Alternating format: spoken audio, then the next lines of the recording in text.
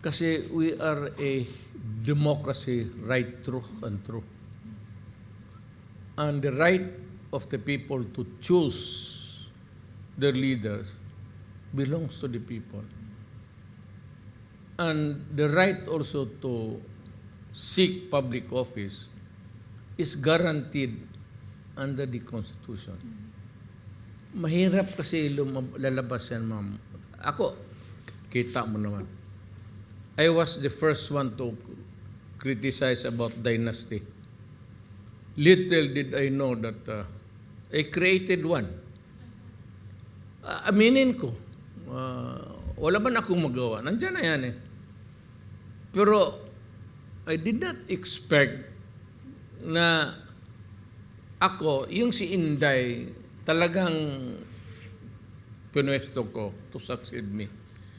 Because yung Davao, gumaganda na noon, gumagana na.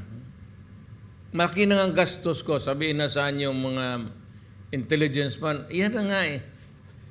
Yan ang nagpaganda ng Davao. You see what Davao now is it that really worth 400 million, 500 million? What you see Davao now, operating as a city with, sa awa ng Diyos, kaintindihan naman tayo dito lahat, mga kapatid natin, Muslim, Christians and all, wala na ba tayong terrorism? Ayaw naman natin. So, lumago yung progress ng Davao.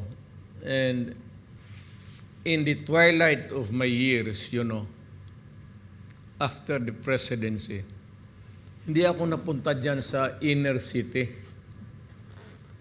Kasi Manila Airport lang ako bahay, ganun, for 6 years. Hindi ko kalain na gano'n na ang Davao ngayon. Claveria Street. Talagang puro alam Makati lang. Although the roads are narrow.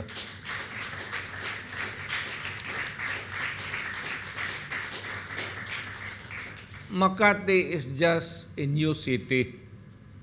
Newly created city yan eh. Munisipyo lang yan. So they could. Ang Davao City is an old city.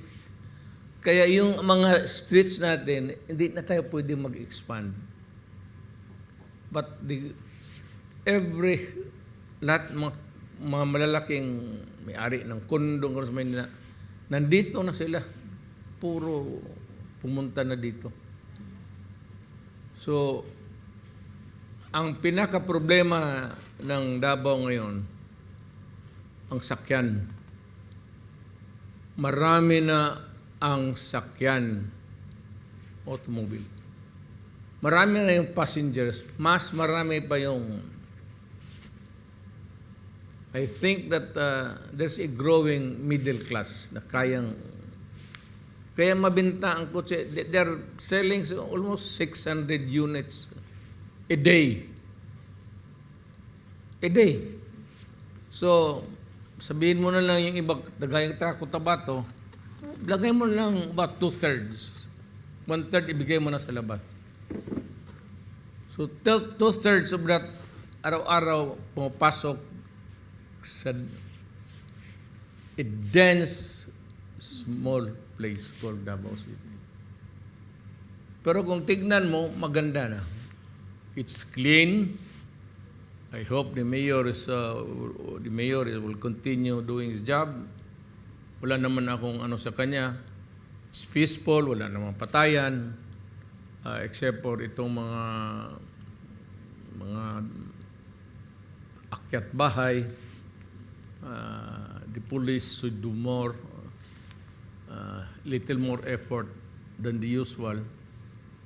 Yun lang naman ang problema na Davao. Pero